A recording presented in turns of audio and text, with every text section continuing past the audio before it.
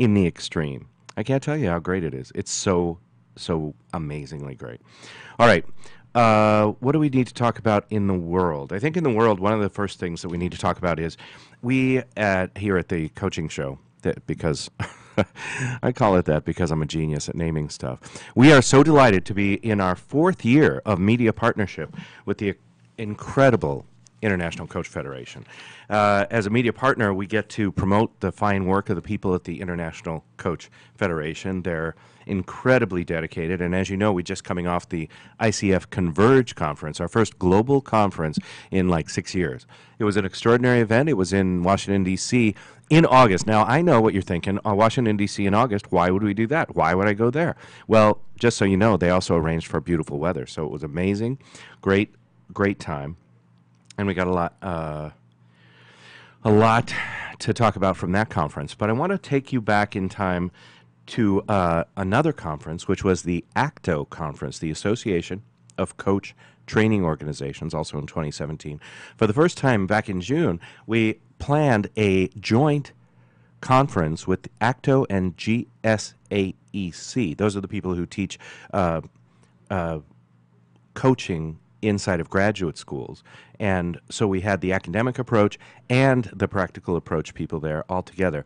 And the keynote was extraordinary. It was Dr. Richard Boyatzis, and he talked about effective coaching for sustained desired change, resonant relationships, emotional intelligence, compassion, and hope.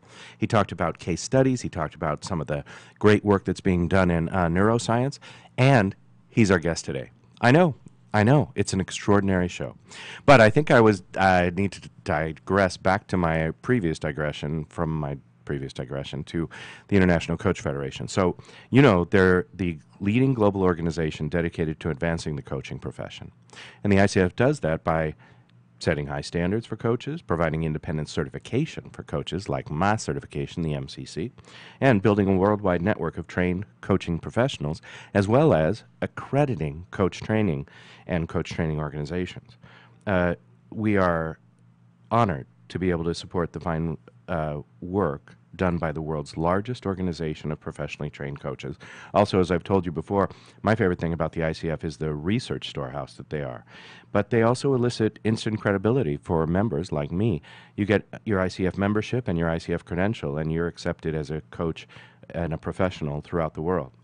ICF is committed to connecting professional coaches with the tools and resources we need to succeed in our careers, and you can learn more by going to the ICF and staying up to date on coachfederation.org, or follow them on Twitter at ICFHQ. That's at ICFHQ. And we're delighted to have an ICF representative on our show each quarter. It's to bring you up to date. The other thing I want to shout out to is our sponsor of this show for the last 15 years in a row. The fine folks at Accomplishment Coaching have seen fit to sponsor this show. Now listen, if you're like me, well, you probably got problems. But if you are like me, one of the things you look for is the finest wherever you go. So I'm looking for the finest tailor, the finest shoes, the finest everything, and that includes coach training.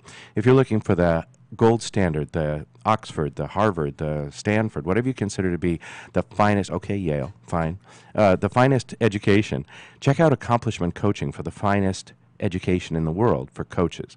Accomplishment Coaching does one program for an entire year. They have more hours of coaching, more actual coaching, more coaching of real human beings from the outside world, not coach your neighbor. They have small group in-person coaching is the only way they train, and it's extraordinary, not only the number of books and number of tools and distinctions, but the actual, if you want to coach for a living, Accomplishment Coaching graduates thrive more than any other coach training program out there. Check it out, Accomplishment Coaching. One of my favorite things about Accomplishment Coaching is that you can go and observe the training program in process, not a sales pitch, not a show, but the actual training in process, and sort of see behind the curtain, look in the black box, so to speak. So check them out, Accomplishment Coaching. Here are the cities they're in. There are 6 of the cities, 5 of them, all of them in North America, 5 of them in the United States. Ready? San Diego, America's finest city. Seattle, Washington, the Emerald City. Victoria, BC, which I've just returned from, and it is gorgeous there, up in Canada. Chicago, Illinois, the Windy City. New York City, the Big Apple, and our nation's capital. And gosh, don't we need some coaching in this nation's capital these days, Washington, D.C. Check it out, accomplishmentcoaching.com. All right, let me welcome and introduce you to our special guest co-host today. Jason Dukes is an innovator in personal transformation. He's the founder and CEO of Captain's Chair Coaching. You can find him on the web at captains, plural, -chair, singular.com. Jason focuses on bringing peace to the world and helping people embrace their gift and give it to the world. His work is extraordinary. He's also got a strong spiritual base, and he owns and holds responsibility for the African American conversations and bringing more diversity into coaching and into the world. You can find him on the website, captains, plural, -chair.com, but he's also on YouTube, on Facebook, and everywhere else. Please welcome to our microphones, Jason Dukes. Hello, sir. Hello, sir. How are you doing today? I'm doing well. Look around outside. Where are you? Today I'm actually in Asbury Park, New Jersey. Excellent. You know, somewhere out there, Bruce Springsteen is singing. That's all I got to say. Yeah, you know what? Actually, from the room I'm standing at, I can look outside and see the Stone Pony, one of the places where it all happens. Wow. Are you in a bar? It's not my business. You go ahead. If you want to be a bar and first thing in the morning, that's all right. There's nothing wrong with that. I'm not in the bar. The captain's chair is actually a bar stool. We've just found out. All right. Anything you want to say before we get to? I can't tell you how brilliant. I have a huge intellectual crush on this guy. This guy is so brilliant. We're going to talk to today. I am too. I'm so happy. Well, a couple things. One, I'm happy and honored that I get to be here as a co-host to this show, and also just looking at all the background information. It's like, oh wow, I'm going to become a nerd. That's right. With all of this. But just a couple. Just happy 4th year anniversary being an ICF media partner, and yeah, I could vouch for both the ICF and accomplishment coaching. I went through accomplishment coaching. I coach for a living. I'm thriving and making a huge impact. All right. Thank you for all of that. And thanks for being with me. You were a huge hit the last time you were here, so welcome back. You. And, I hope you don't blow it, is all I'm saying. How about if you introduce our distinguished guest? And remember, I saw this guy in person, and he wowed me. So everybody buckle up, because this is going to be great. Are you there? Yes, I'm here. Sure. I invited you to introduce him so you would talk now. Okay, absolutely. Well, Dr. Richard is a distinguished university professor in the Department of Organizational Behavior, Psychology, and Cognitive Science at Case Western Reserve University. Adjunct professor also. He's authored more than 200 articles and 8 books. His book includes The Competent Manager, Primal Leadership, and also Resident Leadership. His MOOCs have over 700,000 enrolled, over 215 countries. That's super big. Do you know what? Do you know what a Mooc is? No, I don't. These I found out what these MOOCs are. They're incredible. These are the online courses, right? That started a while back. So this means that over 700,000 people have clicked on and learned from him online. Extraordinary, right? Gotcha. Yeah. Okay. Yeah, I was actually going to check out one of the Coursera. Yeah, one of the MOOCs at Coursera. One of the MOOCs. All right. Yeah, he has over 5,500 hours of coaching and has been teaching and training coaches since 1970 and published 22 articles on coaching. Professor Richard, he's acquired his bachelor's degree in aeronautics from MIT. Oh, yeah. Before going on to, sorry? You have one of those, don't you? Oh, no, we don't. A bachelor's degree in aeronautics and astronautics from MIT. Right. We don't have that. Okay, go ahead. Yeah, well, and then of course he didn't stop, right? And then a master's and PhD in social psychology from Harvard University, and as a board certified coach. So, I'm totally ready for this one. Yeah, I'm sorry I said that thing about Yale earlier. All right. Please welcome to our microphones for the first time ever, Dr. Richard Boyatzis. Hello, sir. I cannot hear you. I hope you're there. Let's try it again. Dr. Boyatzis? Yes, good morning. There you are. Hi, how are you? There he is. Hi. Look around outside, sir. Where are you today? Where do you locate yourself? I'm on the beach on Cape Cod in East Ham. I don't know. Facing Coast Guard Beach and the ocean. if I decide to really take a trip and go straight out from my window and my decks here, I'll end up in northern Portugal. I want to be there now. Well, as I said, look, you can do no wrong with me because I had the honor of seeing you at the ACTO GSAEC combined conference this year. And you blew us away, not only with your good humor, as people can tell already, but your brilliance on the topic. Thank you. When it comes to coaching today, with all of your experience, with all of your brilliance, with all of your training, what do you see as the biggest issue, or one of the biggest issues facing coaches today? Well, let me preface by saying that I launched into this field of applied psychology in 1967, so I've been at it for a long time and doing both research as well as interventions of all sorts. And I think coaching will replace training as the dominant form of development. Wow. If it hasn't already by numbers, but I think within 10 years we're going to see very little face-to-face training. And the number of hours that each person spends in coaching conversations is going to keep escalating in this geometrically escalating curve. And because of environmental issues and time away from work and how difficult it is to travel these days, I think face-to-face coaching is on the wane. Now, it doesn't mean that people can't help with things like MOOCs, which is really asynchronous learning. I mean, it's online learning, but it's without talking to another person at the same time. Mm-hmm. And then you have synchronous learning, which is what we're doing right now, where you're in touch with somebody at the same time, although you're not in the same room with them. I mean, the real future of development, from graduate schools and undergraduate schools to continuing lifelong learning, is in a hybrid of these different methods. But at the heart of it, for most of the people in the world, training programs are socially inappropriate or uncomfortable because of their sensitivity to hierarchy. Most cultures of the world don't feel comfortable with a person sharing something or saying something when somebody in the room has higher status. Yeah. Coaching ends up being one of these things because most of the time it's one-on-one, or one of the ways I advocate coaching is in small group peer coaching, that you find that people can not have to worry about that. So I think the opportunity is here unless we blow it. Now, my data on managers and executives and in certain professions is that about 70 to 80% of the people practicing it at the time aren't adding much value. And it comes from all these competency research studies I've been doing since 1970. Also from every job I ever had, also would speak to that. Yeah. Right. Now, unfortunately, I can't, and because some of those studies include psychotherapists, of which I was one in the 70s, I've got to say, I can't eliminate coaching today from that statistic. So when somebody says to me, well, they went to a coach and they didn't have a very good time, I'll say, well, how do you know they were a good one? Or you might have just not had any rapport.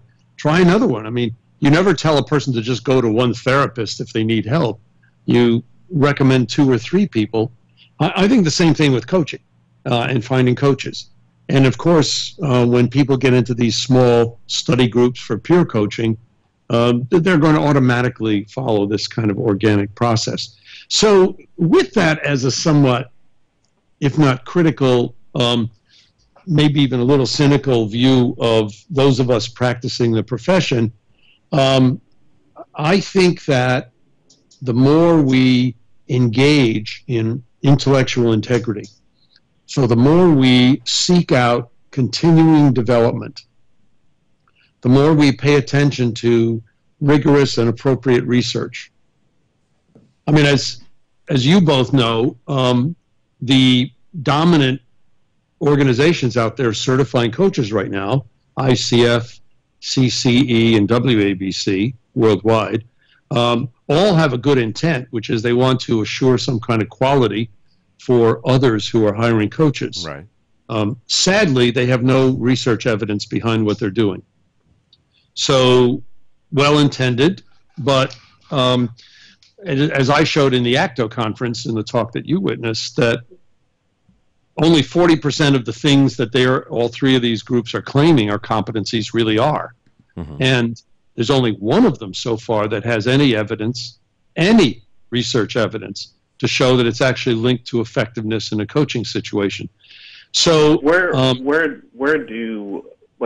some of the places, like some of the resources where this information exists currently? That these things don't exist? I mean, let me reverse the question. Ask for a validation study. Now, I've talked to the president, vice presidents, regional presidents, board members at ICF. I've done the same thing at CCE. I haven't talked to anybody at WC. They all admit it. So it's not like somebody's hiding something. Right. What they're claiming is they're trying to do the best without the information there. So I'm not claiming, please don't misunderstand me. I think these are well-intended, good people trying to help ensure quality. But I think we have to be a little careful in the claims we make because what we're saying is people to get certified in one of these systems have either taken a training course, a test, a knowledge test, or maybe even exposed a coaching session on audio tape to some kind of coding that people are doing. Now, the system that they're using has consensual validity in the sense that they get it from a whole bunch of people who are coaches. Right. But, consensual validity is full of what we call bias, or let me use a stronger word, prejudice.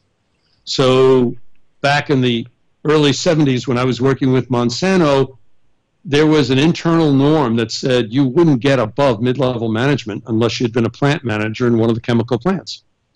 McDonnell Douglas in the 70s and 80s, you wouldn't get to be in the executive ranks unless you were a fighter pilot, an astronaut, or an engineer. And we can go over and over and over again all of these notions about what happens when cultural or organizational mythology win.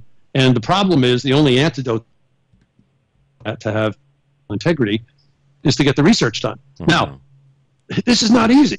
There's a reason why the research hasn't been done. I mean, I've got 2 proposals out right now talking to people, one in Europe and one in the U.S., in which we're trying to get a group of coaches.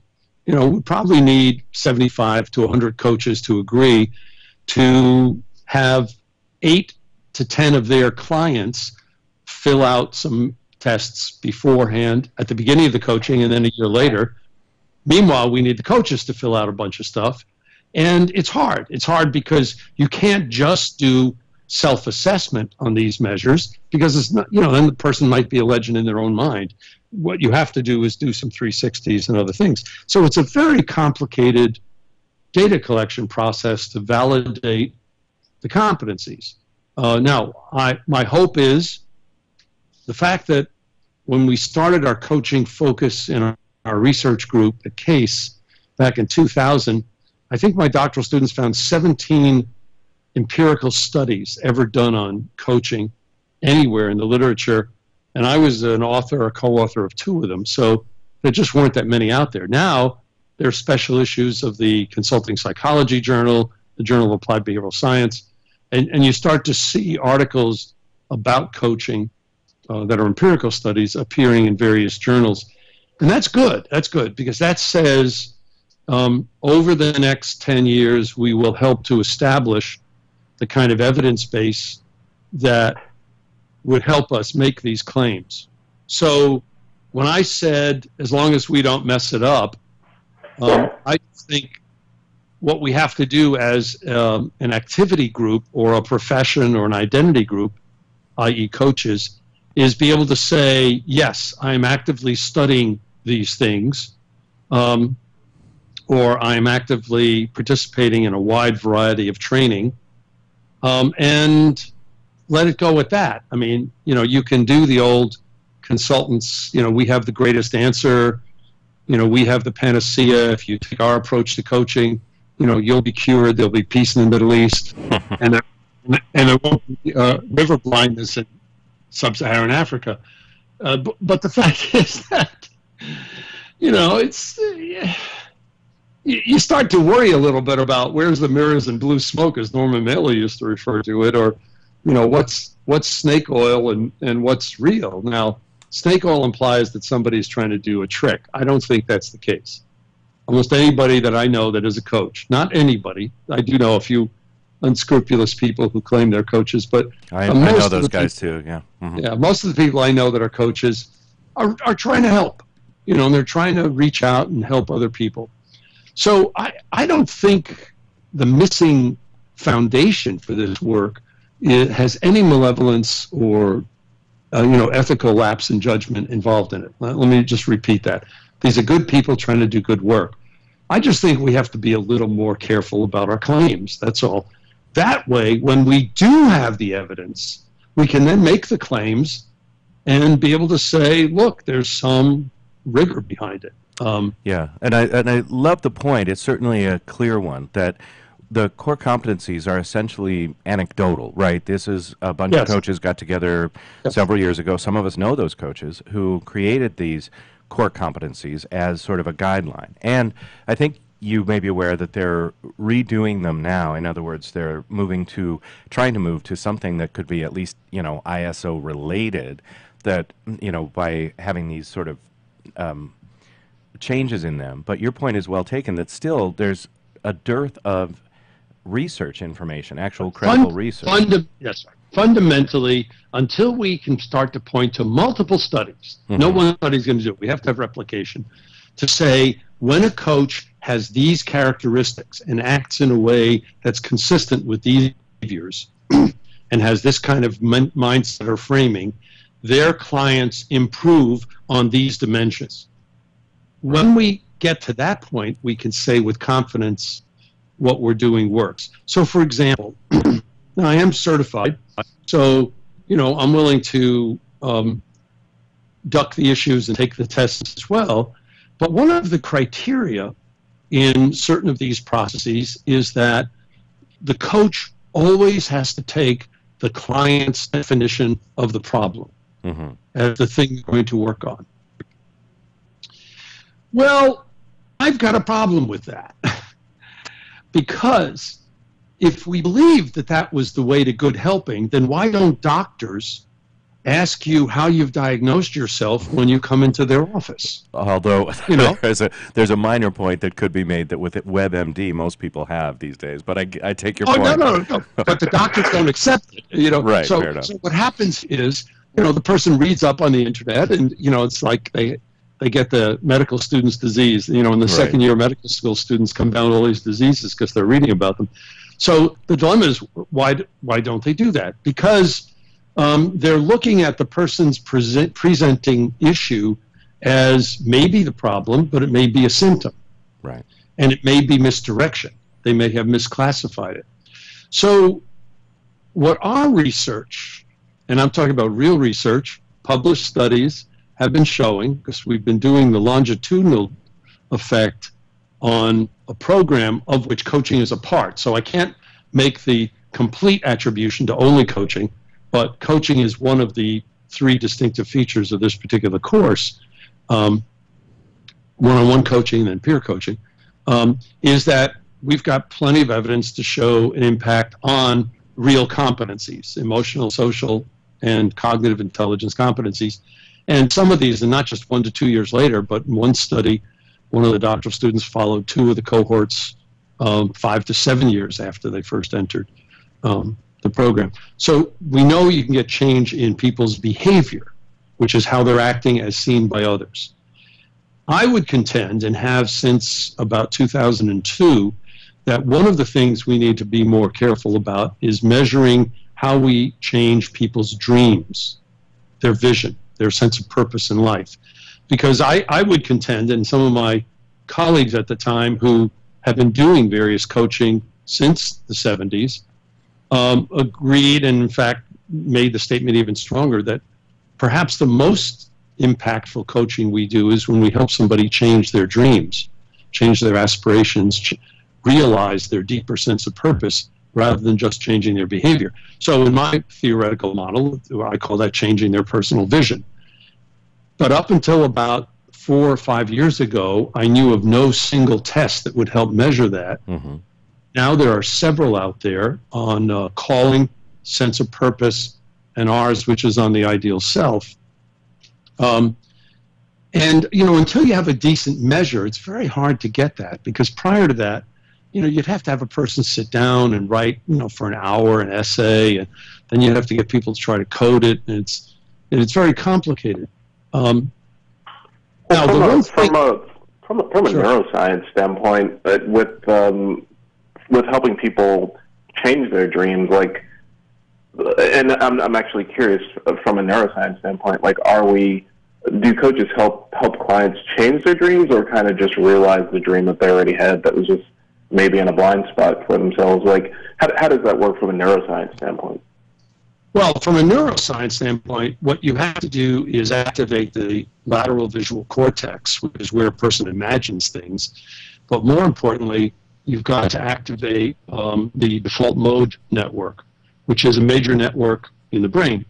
Now, the problem, as I've talked about in several of my published articles, is that very often when we ask people to be analytic, to study the causes of something, that we move them into a different network called the task positive network.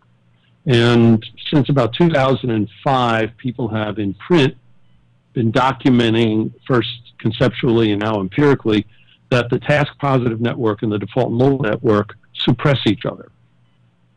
It's why every time you get people to go nerd with financial analysis or metrics or dashboards, you actually chase out their ability to be open to new ideas, which are two characteristics of the default mode. So in one of our published studies and another 3 papers that we have, which we're submitting these days in succession to different journals, we showed in 2 different fMRI studies that 30 minutes of coaching to a person's dreams 3 to 5 days later activates these many parts of this, not all, but many parts of this default mode network, in contrast to asking people what they should be doing, which I call the negative emotional attractor. And it turns out that it's not surprising, but that activates the task, more of this task positive network, and it gets people to hunker down and be more narrow. So I'm contending, based on our fMRI studies and then the backup we have with all the behavioral studies, is that vision-based or relationship-based coaching is far more important if you really want to help somebody find their path in life and find some sense of engagement, satisfaction, contribution to others, than problem-based coaching, in particular where you take the client's definition of the problem. Now, as one of the ICF executives said to me after one of my talks in a discussion, of course you have to come back to that person's definition of the problem or what they said they came to you asking about, because A, they may be right, or B, even if they aren't right, it's still stuck in their mind. Exactly. And they may have trouble getting on without doing it. But what I'm saying is the context should be vision, and I didn't get to it, but in the quality of the relationship. Now, a lot of coaching research has used dependent variable as the quality of the relationship, which very often comes out as client satisfaction. Is really commenting on that. And that's good. I mean, that's actually very sound, because if you don't have a good, trusting, caring relationship, you're not going to get anywhere. Mm-hmm. So I think the context that we should be aiming for is one of what's the person's big dream and sense of purpose, and building a quality relationship. Now, to go to your point directly, we're not talking about saying to somebody, oh, that shitty dream, stop that. Or as we used to say in Alcoholics Anonymous meetings, that's stinking thinking. We're not talking about. We're saying, and here's another one that people just go bananas at, is the emerging, here I am, an author of one of the earliest studies published in 1970, showing that when you set specific goals, you're more likely to change on it, 2/3 more likely to change than if you don't set a goal. Mm-hmm. Well, not so fast. Turns out that when you think of specific goals, you go into this task positive network and you close down.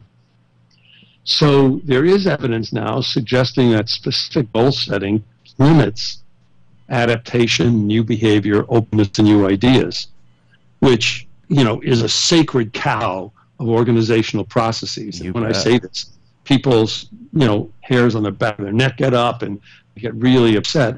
So, yes, organizations need goal setting because you have to do planning.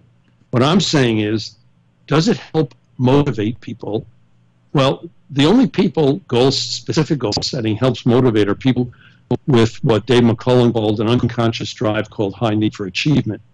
And those are people who like to be in sales. They like to play golf and, they like individual measurement and stuff. But most of the people, even most leaders and executives, and I would say almost all coaches, don't like that, because nobody would go into any of the helping professions if you really wanted to measure your performance every day, because sometimes it's going to be years before you know whether or not you're helping somebody into work. So what that means is specific goal setting actually gets in the way. So what? Now, yeah, are you going to tell me what to do? Because I'm unnecessarily depressed currently. Or maybe it's necessarily. That was just my own evaluation. I'm sorry. You're depressed because? Because first you told me that the core competencies, which I have studied, trained, and mentored people on, are basically the result of, kind of current values, fads, and or something that people just made up and have no validity. But now we are saying that a lot of the things that we as coaches do on a regular basis, right? Let's go specify your goals. Obviously, specifying goals has some value and validity, right? If people are working towards nothing. Okay, so let me now take the edge off of your incipient depression. or just send me a prescription. Either way would work. Well, you're in California right now, and it's too early for you to start drinking, so I can't recommend that. Thanks. So, first of all, I didn't say that the competencies in the current models aren't right. I said there's no validation of them. Clear. So we don't know, and a better way to say it, we don't know which ones of them are good and which ones aren't. And my contention is that when you try to, competency should be anchored in performance. And when you try to judge it, so for example, right now, a number of these quote-unquote competencies are actually job tasks. And when you assess somebody to job tasks, you're assessing whether or not they're willing to conform to the current way of thinking of how you should be. Mm-hmm. So in the 40s, and in too many organizations still, that means that the boss, the manager, the professor, the doctor tells other people what to do. We now know, we have ample evidence, and we've got some of this data going back decades, that that's a really foolish way to get people to alter their behavior. So I wasn't saying it's wrong. I'm just saying until we get the good research, we're on shaky ground. Gotcha. Okay. And instead of discarding it all, I'm saying just say it's well intended and you've got a code of ethics, and we'll see. Now, in terms of goal setting, mm-hmm. what I was trying to do is differentiate. When we talk about a person's vision or a sense of purpose, we're talking about their dream, and that's different than goals. That's what I'm trying to differentiate. So, and this is one of the reasons, look, I treated alcoholics and drug addicts for the better part of the 70s, and I knew that if they were only trying to maintain sobriety, which they have to do, but if that was their only goal, they'd be back drinking in 6 months. Mm-hmm.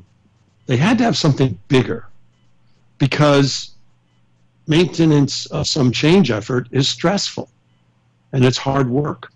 So the same thing with this issue of goals versus vision and dream, that I think a part of our role is to help people articulate what their dream is.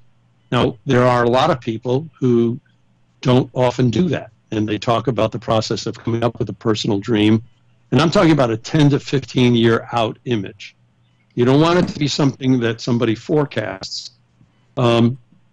And I think it's right. I think we have a lot of imperialistic, if not oppressive, practices in our lives If we go into other countries where people really do live under conditions of oppression, there are a lot of people who haven't been allowed to dream, and therefore it's hard.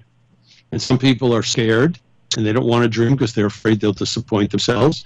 And there are all these kind of rationales. But when it comes down to it, if you don't dream about it, I can assure you the likelihood of it happening is about 5%. And so what I'm suggesting is that a part of our job is not to change somebody's dream, but to help them find it. That's really critical for us to keep front and center, especially as we go through our day, and sort of many of us who've been in the profession for a while sort of have our routines pretty easily set. Jason, what have you got for Dr. Boyatzis? What is this making a change for you in how you approach it? Are you seeing something for yourself? Yeah, absolutely. I mean, one of the things, just for me as a person, it's like, yeah, wow, my goals compared to some of the things that I dream about, because some of my dreams are still like 5-6-year-old Jason, like with these dreaming of how the world should be and dreaming about things. I got something out of that. The other thing that I got around kind of the depression of like where the industry is, Doctor, would you be like? Can you just tell us really about? You can call me Richard. Okay, Richard. Gotcha. Okay. About the progression of the industry and how it's gone, and really what stage the industry and the profession of coaching is in compared to other industries, so that people don't take this conversation as like, oh man, we're up a creek. Like it's really just the progression of how. Yeah, if we were stonecutters or carpenters, we're in about the 13th century. Which, now that's not saying we're way behind the times, because it was around the 13th century that the trade guilds started to form training programs. Prior to that, you just found somebody and you hung around them. The old apprenticeship model. Yeah, that's how I learned to coach. Yeah, right. I would say that we are at the point where we're articulating a set of standards. We are spending a lot of time talking about ethics, which I think is great. We are offering all around the world a lot of different training programs in approaches to coaching. And I think that's really good, because when you only have one approach that's supposedly it, if that approach doesn't have a lot of data behind it, then you're on the yellow brick road and you don't know who's behind the curtain. So I actually think we're making a lot of progress, and we're, as a field, and I don't know. I mean, some people say, well, it's not really a profession, but or some people say it is the oldest profession. I thought that was just my clients. Yeah. Yeah, right. But the point is, I think we're moving ahead at a very rapid rate, and I think that's good. So I think, I personally feel, if somebody comes up to me, as many of our graduate students do, whether they're MDs or managers or human resource people or social workers or whatever, and they say, well, I've never done any of this coaching. I don't think I have, but I'd like to really learn about it. I'd say, okay, there are only 2 master's programs that I know of at accredited universities. One's at the University of Sydney, Anthony Grant's group, but it's kind of hard to get there. And ours isn't launched yet, but it's about to be, hopefully in a year and in a few months. That actually, does a lot of these things at the graduate degree level. But I don't think you need a degree for it. I think what you need to do is to go to a training program that teaches you the basics. So, for example, one of the programs that I really respect these days that helps people learn, what are the basics of coaching, how should you act, and has some skill building component, is Terry Maltbia's group at the Teachers College at Columbia. Right. Terry Maltbia. Great.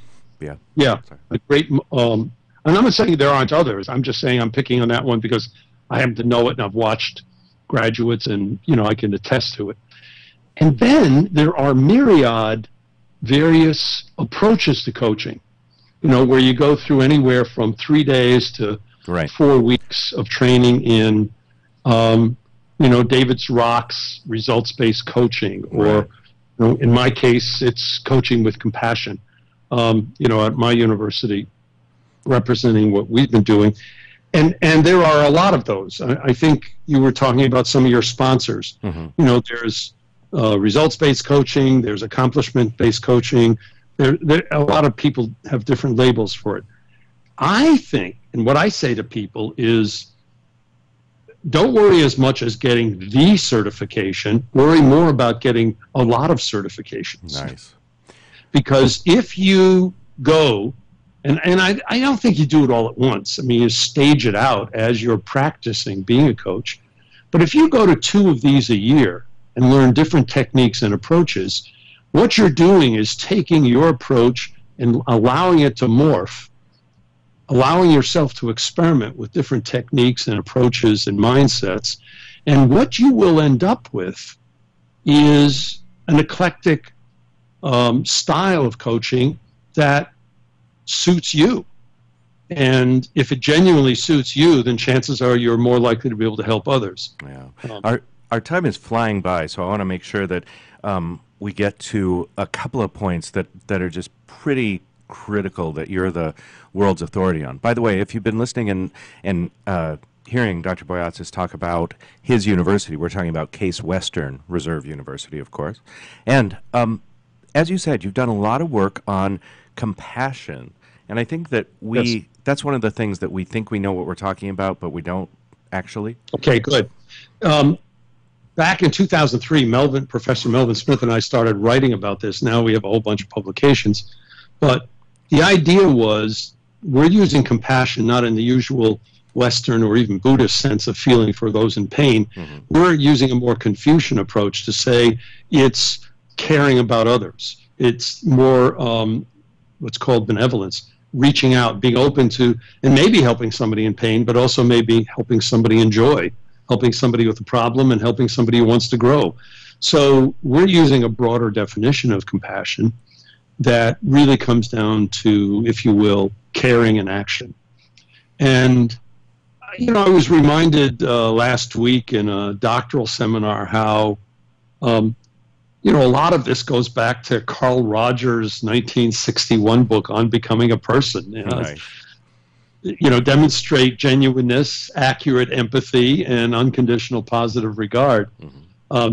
Now, the twist comes in if our contention is that effective coaching occurs when you're coaching with the other person with compassion, versus the typical way people try to quote-unquote help, which is we call coaching for compliance. So every time a manager wants you to act with more team orientation, every time your in-laws want you to change the way you're clothing your children, every time your spouse wants you to do something that's different in your behavior, every time your doctor tells you what you should be doing to avoid losing body parts, they're doing what we call coaching for compliance. And what happens is, and this is where our studies have come in to support this, is that activates a part of the brain and the hormonal system that puts you into a stress response.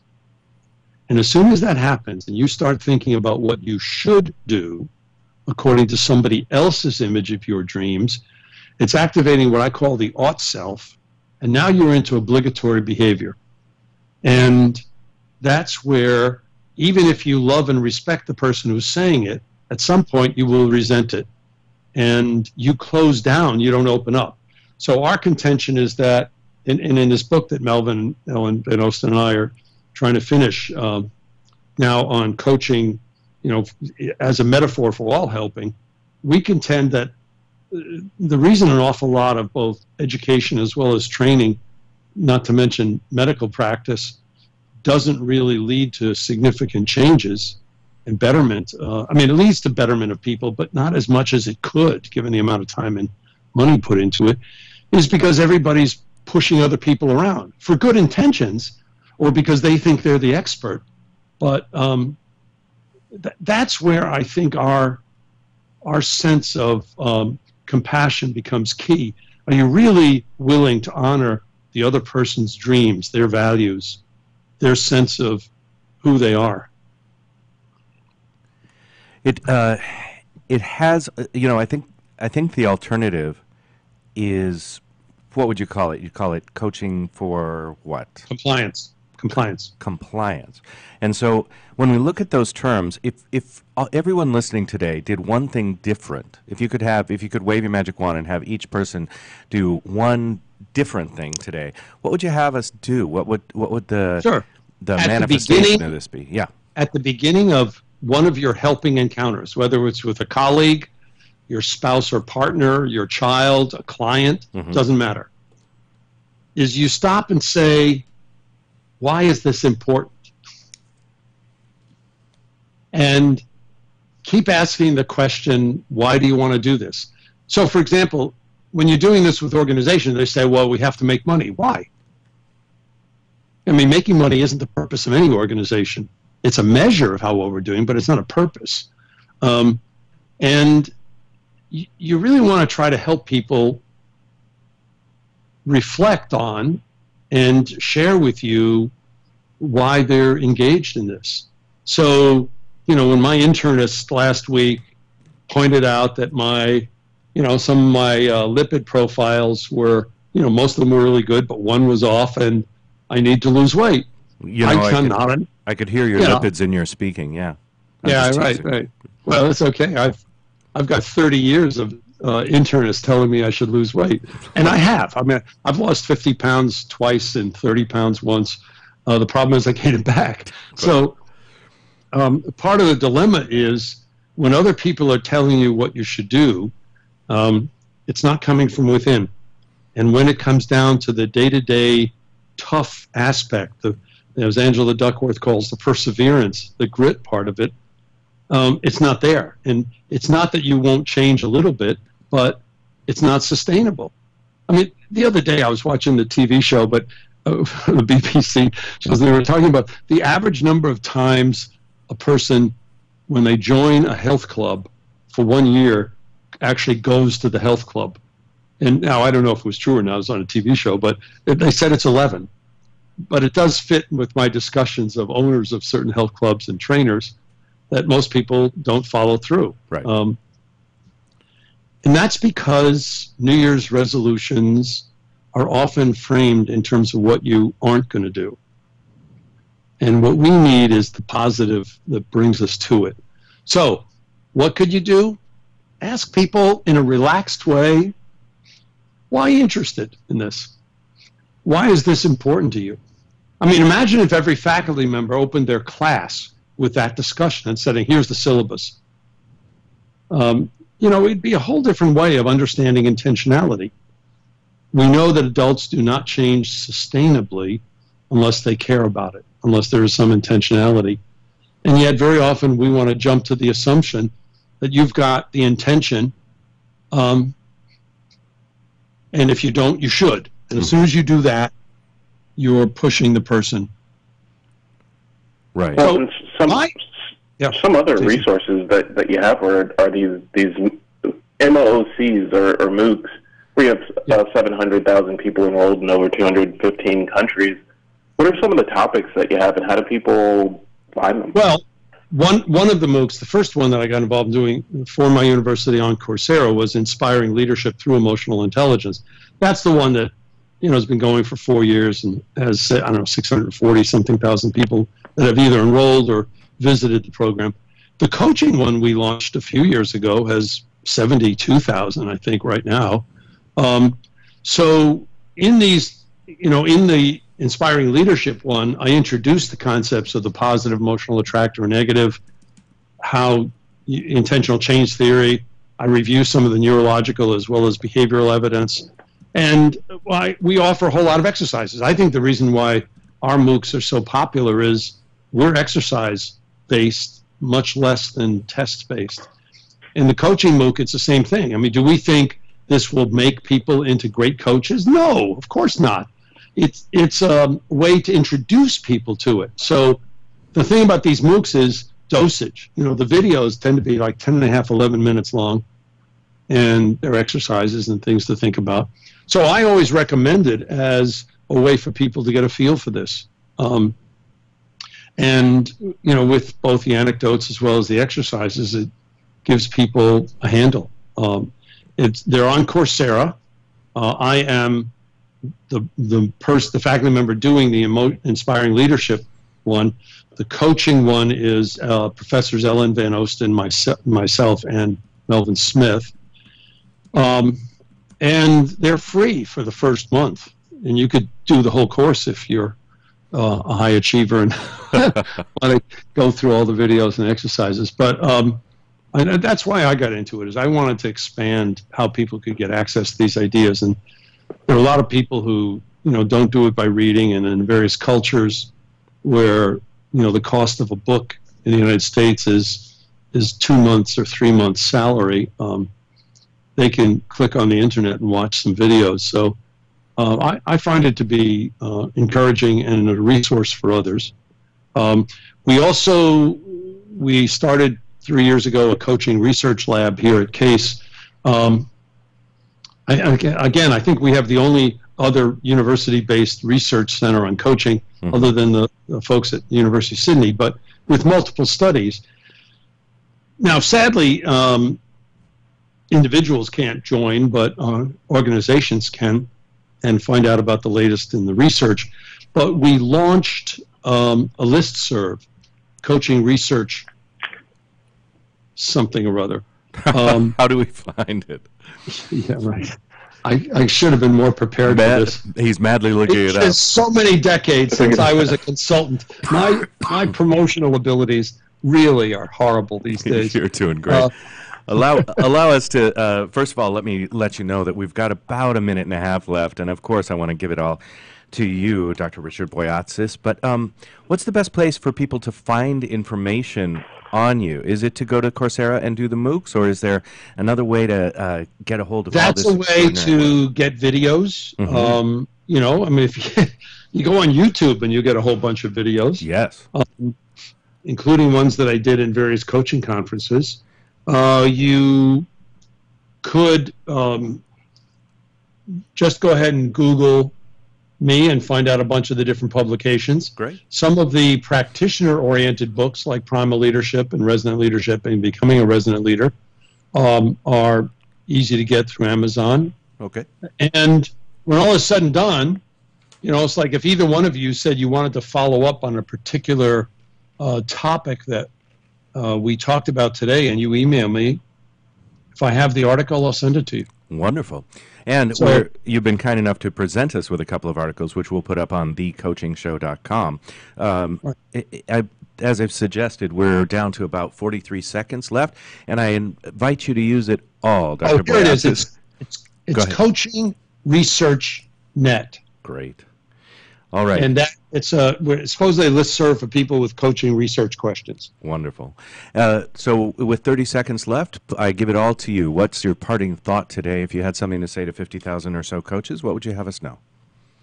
Life's too short to not be living your dreams or getting close to them, including things you'd love to be doing in your relationships, but also ways of helping others. Wow. And I just think that we have to... Go ahead. Well, we've lost him at the last moment. I just think we have to. Will be the last thought. Of course, that was Jason Dukes. You can find him at captains-chair, singular.com, captains-chair.com. And Dr. Richard Boyatzis, we're so grateful to you for being with us. That's another edition of The Coaching Show. We'll talk to you next week. Join culinary masters and legendary winemakers for one of the largest Epicurean celebrations, the 14th Annual San Diego Bay Wine and Food Festival. From November 12th through the 19th, this